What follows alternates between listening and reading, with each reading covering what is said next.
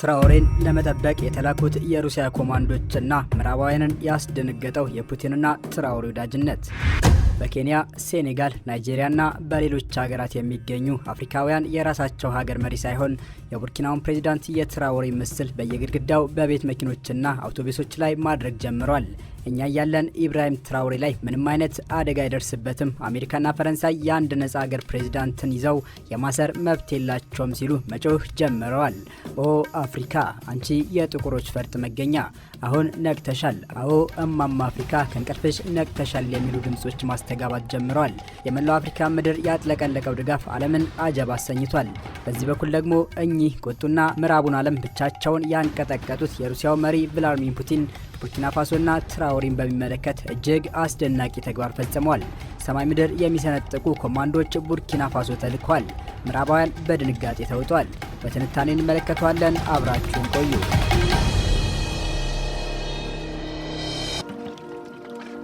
የሩሲያው ፕሬዝዳንት ቭላድሚር ፑቲን የመላው አፍሪካውያንን በተለይም የቡርኪና ፋሶን ሕዝብ ደም የሚያሞቅ በደስታ የሚያሰክር አስገራሚ ንግግር አድርገዋል። ነገሮቹ ግልጽ እንዲሆኑ ፈልጋለሁ። ኢብራሂም ትራኦሬ የሀገሩን ፍላጎትና መድረሻ አጢኖ በመመርመር እኔ ጋር መጣ።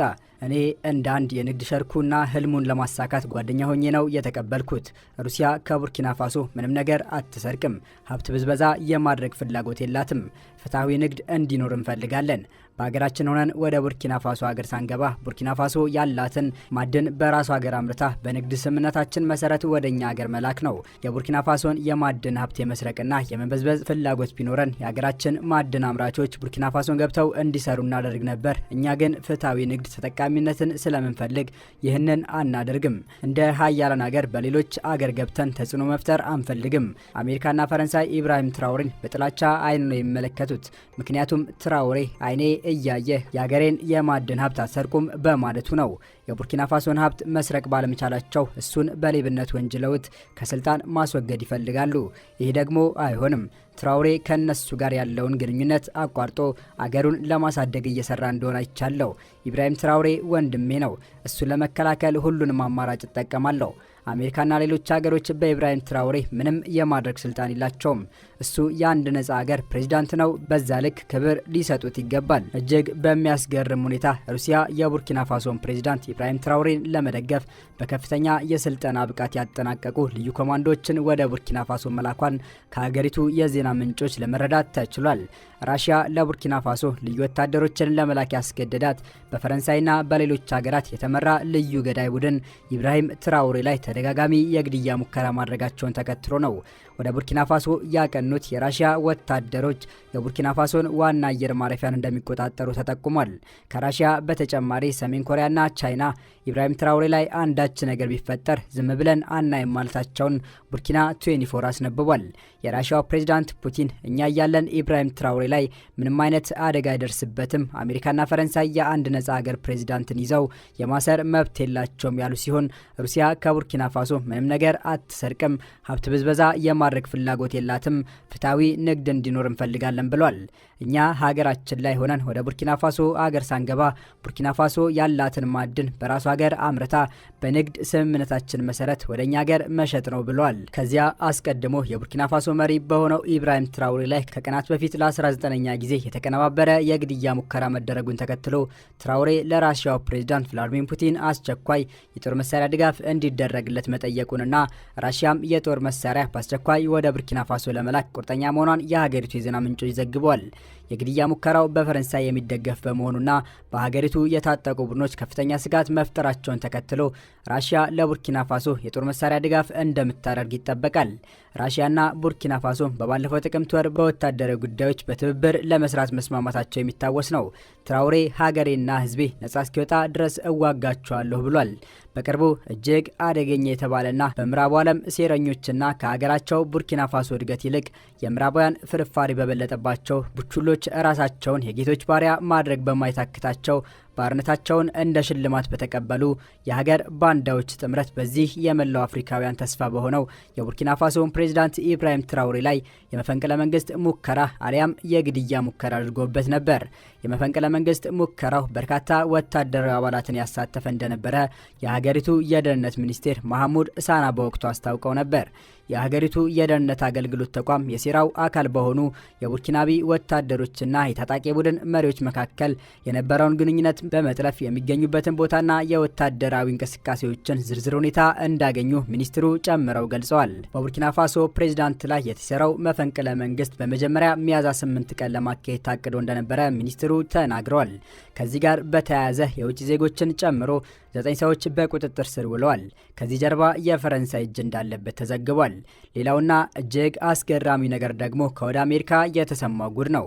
ኢብራሂም ትራውሬ ለህዝቡ ስጋት ነው፣ የቡርኪና ፋሶን የወርቅ ክምችት ለግል ጥቅሙ አላግባብነት እየተጠቀመበት ነው ሲሉ የዩኤስ አሜሪካ ጄኔራል ማይክል ላንጌሊን ተናግረዋል። እኚህ ሰው ይህንን ሲናገሩ የአሜሪካን እቅድ ቁልጭ አድርጎ ያሳየ ነው።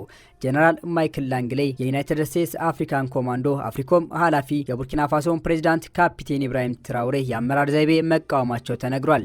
በቅርቡ በዩኤስ ሴኔት ችሎት ላይ አወዛጋቢውን ክስ ያቀረበው ላንግሌ የወታደራዊ መሪውን የአገሪቱ ሀብት ለግል ደህንነት ጥበቃ እንዲያደርጉ አድርጓል ሲል ከሷል። እንደ ማይክል ገለጻ ከሆነ ኢብራሂም ትራውሬ የሀገሪቱን የወርቅ ክምችት ከብሔራዊ ጥቅም ይልቅ ለግል ጥቅሙ እየተጠቀመበት ነው፣ በመሆኑም ለገዛ ወገኖቹ ስጋት ነው ብሏል።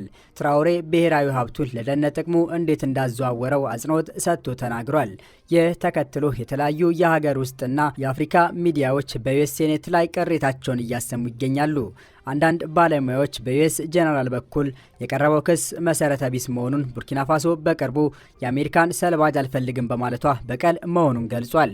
የአሜሪካ ሴኔት ይህንን ክስ ቢያቀርቡም የፕሬዝዳንት ኢብራሂም ትራውሬ 2 ዓመታት የፈጸሟቸው ተግባራት ወጣቶች እድሉን ማጣታቸው እንጂ የመሪነት አቅም እንዳላቸው ማረጋገጫ ተደርጎ እየተወሰደ ይገኛል። የቡርኪና ፋሶ አጠቃላይ ምርት ከ18.8 ቢሊዮን ዶላር ወደ 22.1 ቢሊዮን ዶላር ገደማ ማደጉ የሀገር ውስጥ የማቀነባበር አቅምን ለማሳደግ ዘመናዊ የወርቅ ማዕድን በመክፈት ያልተጣራ የቡርኪና ፋሶ ወርቅ ወደ አውሮፓ መላክ መቆሙ የቡርኪና ፋሶን ሁለተኛውን የጥጥ ማቀነባበሪያ ፋብሪካ በመገንባት ምርትን ለማሳደግና የገጠር ባለድርሻ አካላትን ለመደገፍ ከ400 በላይ ትራክተሮችን፣ 239 ቲለር፣ 710 የሞተር ፓምፖችንና 714 ሞተር ብስክሌቶችን በማሰራጨት ለግብርና ቅድሚያ መስጠት በቡርኪና ፋሶ የቲማቲም ምርት በ2002 ከነበረበት 315000 ሜትሪክ ቶን በ2024 ወደ 360000 ሜትሪክ ቶን ማሳደግ መቻሉ ለአሜሪካና ለመሰለ የአውሮፓ ሀገራት አምባገንነት ነው። ምክንያቱም እነሱ የሚፈልጉት በረጅም ገመድ አስረውት የእነሱን ጩኸት የሚጮህ ውሻ ብቻ ነው።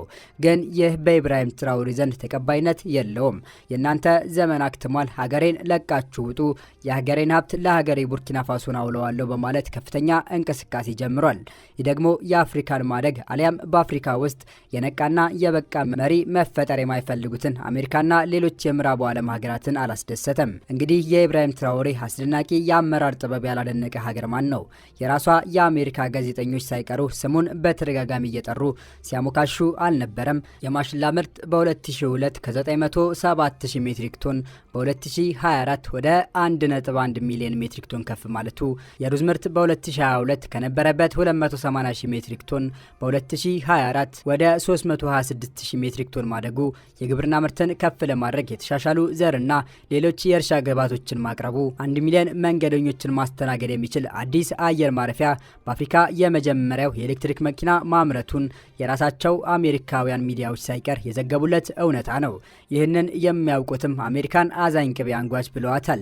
የቡርኪና ፋሶ ፕሬዝዳንት ኢብራሂም ትራውሬ አፍሪካውያን ለምን እርስ በርስ ለመዋደድ እንደሚቸገሩ ሀሳባቸውን በቅርቡ አካፍለዋል። አፍሪካን ስንመለከት ፈጣሪ ከባረካቸው እጅግ ሰላማዊ አህጉራት አንዷ ነች። አሁን ላይ በመካከላችን የምናያቸው ግጭቶች በዋናነት አውሮፓውያን አንዱ ሀገር ከሌላ ሀገር እንዳይዋደድ አብሮ እንዳይሰራና እንዳያድግ የመለያየት ዘር ስለዘሩ ነው። ራሳችንን መጠየቅ አለብን። ለምንድነው አውሮፓውያን በአፍሪካውያን ዘንድ እንደምናየው እርስ በርስ ሲጠላለፉ የማናየው? እነሱ እኛን ሆን ብለው እርስ በርሳችን እንድንጋጭ ስላደረጉን ነው። እነሱ አንድ ሆነው ወንድሞቻችንና እህቶቻችንን እንድንጠላ አስተምረውናል።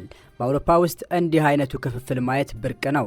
ይህንን ተገንዝበን ጥላቻን ማቆምና የተሻለች አፍሪካን ለመገንባት በጋራ መስራት አለብን የሚል መልእክት አስተላልፈዋል። አፍሪካ ነቅታለች እና በቴክኖሎጂ ዘርፍም እየተመነደገች ነው። የመጀመሪያው የአፍሪካ ኤሌክትሪክ መኪና ለአፍሪካ ገበያ ቀረበ። ቡርኪና ፋሶ $7000 የችርቻሮ ዋጋ ኢትዋ የተባለውን በአፍሪካ የመጀመሪያው የኤሌክትሪክ መኪና ለአፍሪካ ገበያ ቀረበች። የቡርኪናቤ መኪና አምራች በሆነው ኢታዋ አማካኝነት የሀገር ውስጥ ሀብቶችንና እውቀቶችን በመጠቀም በቡርኪና ፋሶ ተመርቶ የሚገጣጠመው ለከተማና ለገጠር አካባቢዎች ተስማሚ የሆነውን ከ30 ደቂቃ ቻርጅ በኋላ 330 ኪሎ ሜትር ወይም 205 ማይል ርቀትን መጓዝ የሚችለው ኤአይ ቴክኖሎጂዎች ምቾትና ጥንካሬ በቂ መለዋወጫ የዓመታት ጋራንቲ ያለው ኢታዋ የኤሌክትሪክ መኪና በተመጣጣኝ ዋጋ ለአፍሪካ ገበያ ሊቀርብ መሆኑ ተሰምቷል። ይህ አገሪቱ በምዕራብ አፍሪካ የቴክኖሎጂ ማዕከል ለመሆን ያላትን ቁርጠኝነት ያሳያል። በሀገሪቱ የኢንዱስትሪና የቴክኖሎጂ እድገት ውስጥ ትልቅ ምዕራፍ ይከፍታል የተባለው የኤሌክትሪክ መኪና በኦንላይን ገበያ በ$7000 የችርቻሮ ዋጋ እየተሸጠ ይገኛል። ከዚህም በተጨማሪ የአፍሪካ ምርትን በዓለም አቀፍ ደረጃ አዲስ ምርታ ያሳዩት እንደ ቤተኛውና ሳሄል ያሉ የኩባንያው ሞዴሎች እንደ ጂፒኤስ አሰሳ፣ ብሉቱዝና የፀሐይ ኃይል መሙላት ያሉ የተራቀቁ ቴክኖሎጂን በመያዝ በዓለም ገበያው ላይም ተወዳዳሪዎች ይሆናሉ ተብሏል። እንደ ሞርዶር ኢንተለጀንስ ዘገባ የአፍሪካ የኤሌክትሪክ ተሽከርካሪዎች ገበያ እንደ አውሮፓውያን አቆጣጠር በ2021 $11.94 ቢሊዮን ዋጋ ያለው ሲሆን በ2027 $21.39 ቢሊዮን ይደርሳል ተብሎ ይጠበቃል። ይህም በየዓመቱ 10.2 በመቶ ይጨምራል። ስለዚህም የኢትዋ የኤሌክትሪክ መኪና መጀመር በቡርኪና ፋሶ ኢኮኖሚ ላይ ከፍተኛ ተጽዕኖ እንደሚያሳድር ይጠበቃል። ይህ አፍሪካ ለቴክኖሎጂ ፈጠራ ያላትን እምቅ አቅም የሚያሳይ ጅምር በማኑፋክቸሪንግ፣ በሽያጭና በጥገናና በታዳሽ ኃይል ዘርፎች በሺዎች የሚቆጠሩ ስራዎችን ይፈጥራል። ይህም ለሀገሪቱና ለሀገሪቱ ኢኮኖሚ እድገት አስተዋጽኦ ያደርጋል ተብሏል። ውድ የቻናላችን ተከታዮች በአሁኑ ዝግጅታችን ባደረስናችሁ መረጃ እንደተደሰታችሁበትና ጠቃሚ መረጃ እንዳገኛችሁበት ተስፋ እናደርጋለን። የአሁኑን በዚሁ አበቃን። በቀጣይ ለእናንተ የሚያስገርሙ የሚያዝናኑና የሚያስተምሩ እንዲሁም ለእናንተ ይጠቅማሉ ብለን የምናስባቸው መረጃዎችን ይዘንላችሁ እንቀርባለን። ቪዲዮ ላይክ፣ ቻናሉን ደግሞ ሰብስክራይብ በማድረግ የደውል ምልክቷን መጫን እንዳይረሱ። በሌላ ቪዲዮ እስክንገናኝ ቸር ቆዩ።